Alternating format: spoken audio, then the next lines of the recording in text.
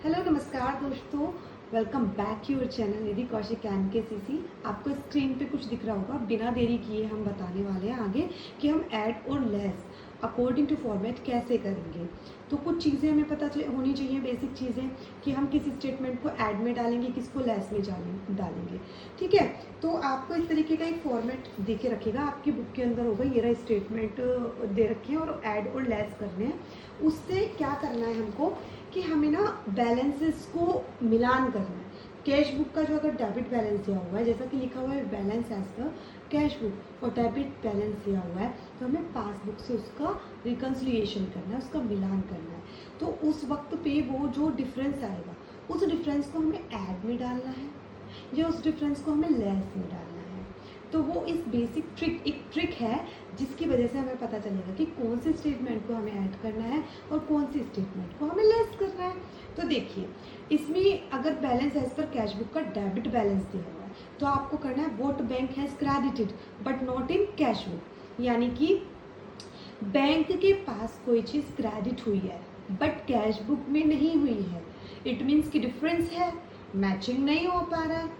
तो जो चीज़ बैंक में क्रेडिट, अब आप सोचोगे क्रेडिट क्या, यानी कि बैंक के अंदर कोई अमाउंट क्रेडिटेड इंक्रीज हो चुका है, बैलेंस इंक्रीज हुआ है और अकाउंट क्रेडिट हुआ है, तो उसको हम कहाँ डालेंगे, ऐड में डालेंगे। वहीं जब बैलेंस हमारा डेबिट हो रखा है, इट मीन्स कि हमारा बैंक बैलेंस कहीं ना कहीं डिक्रीज हो रखा है, तो हमें क्या करना होगा, उसको लेस में डालना होगा। लेकिन ये रूल कब अप्लाई होगा, जब आपका balance according to cash book debit balance होगा।